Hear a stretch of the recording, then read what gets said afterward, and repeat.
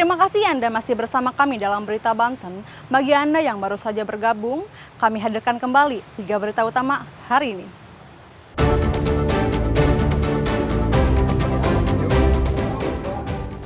Ingin punya mobil, seorang pengangguran tega bunuh sopir taksi daring.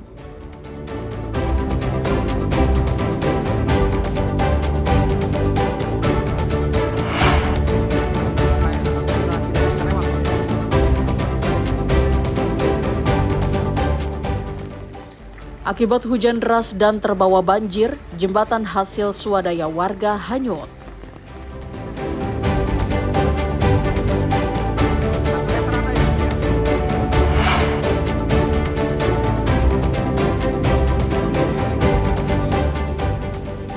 Jelang libur Nataru, Pertamina pastikan stok BBM dan LPG aman.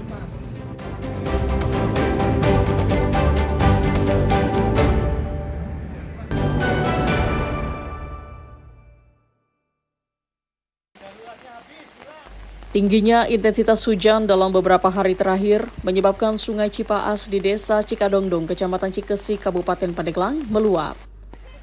Tidak hanya merendam rumah warga, luapan sungai juga menyebabkan jembatan darurat yang dibangun secara swadaya warga ambruk dan hanyut terbawa banjir. Jembatan sementara tersebut merupakan jembatan yang dibangun masyarakat secara swadaya karena jembatan utama yang telah ambruk dan amblas ke dasar sungai tidak kunjung dibangun kembali oleh pemerintah. Sebelumnya jembatan menjadi akses utama warga saat beraktivitas, termasuk anak-anak sekolah. Saat ini warga pun kesulitan untuk menyeberangi sungai karena sudah tidak ada jembatan. Warga termasuk anak-anak sekolah berharap agar di lokasi tersebut dibangun jembatan permanen. 1 meter ada ya Bu ya? Ini mau kemana rencana? Mau pulang. Terus gimana ini dengan keadaan saat ini dengan kondisi hujan ini banjir? Bisa pulang Pak. Susah. Ini sering dirasakan sama anak-anak sekolah ya? Iya Pak. Biar cepat dibangun gitu Pak. Jembatannya biar gak banjir.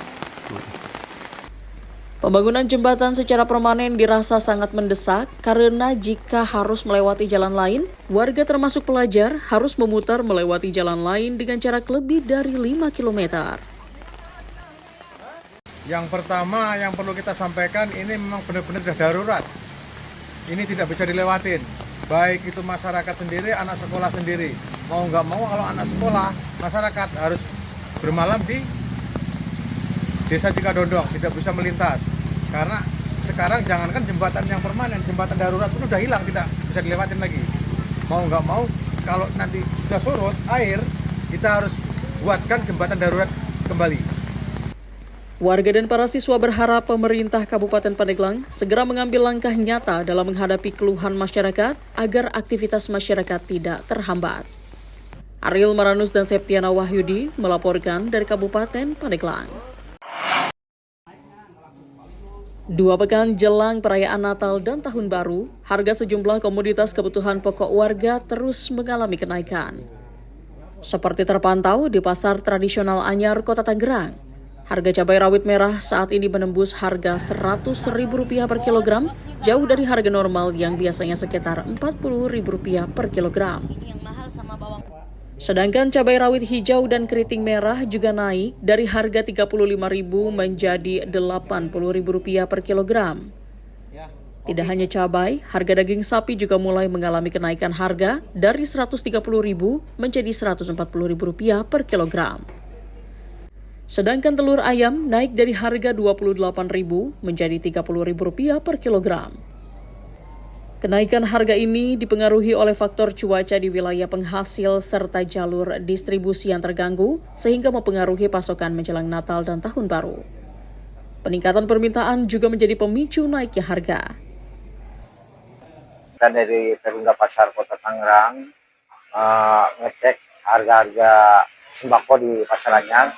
Memang ada beberapa komoditas yang sedikit naik, terutama cabai yang dari range 50 sampai 100.000, yaitu cabai rawit merah yang harganya biasanya dari 80 sekarang sampai 100.000.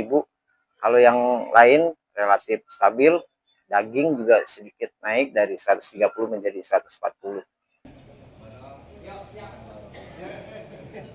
Untuk menekan dan menstabilkan harga, pemerintah daerah melalui Perumda Pasar Kota Tangerang terus berkoordinasi dengan distributor untuk menjaga kelancaran distribusi dan menekan potensi lonjakan harga dan berharap agar harga kebutuhan pokok dapat terkendali dan pasokan tetap terjaga hingga perayaan Natal dan Tahun Baru. Ariel Maranus dan Taufik Saleh melaporkan dari Kota Tangerang. Inilah ATM, seorang bapak berusia 40 tahun, pelaku pencabulan putri kandungnya sendiri yang masih di bawah umur berinisial SF di Kecamatan Saketi, Kabupaten Pandeglang. Pelaku pasrah saat digiring petugas unit perlindungan perempuan dan anak Polres Pandeglang.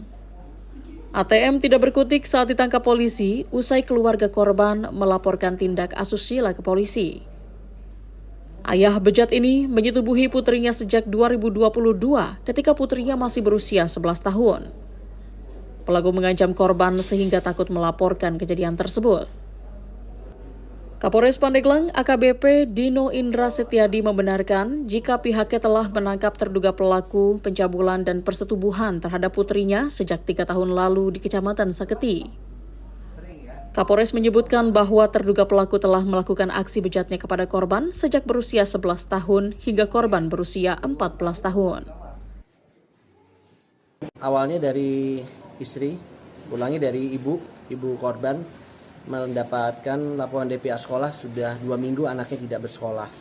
Kemudian dari situ, kemudian dicek, ternyata anaknya ada di rumah dengan kondisi sudah hamil 7 bulan, perutnya sudah kelihatan membesar. Disitulah kemudian melaporkan kepada pihak kepolisian. Jadi kami telah mengamankan seorang laki-laki dengan inisial ATM, usia 40 tahun, yang telah melakukan pencabulan dan persetubuhan terhadap anak di bawah usia, di mana anak tersebut adalah anak kandung daripada pelaku sendiri. Dan saat ini anak kandung tersebut berusia 14 tahun, mengalami hamil 7 bulan. Untuk mempertanggungjawabkan perbuatannya, kini terduga pelaku harus mendekam di ruang tahanan Polres Pandeglang dan dijerat dengan Undang-Undang Perlindungan Anak dengan ancaman hukuman 15 tahun penjara. Ariel Maranus dan Septiana Wahyudi melaporkan dari Kabupaten Pandeglang.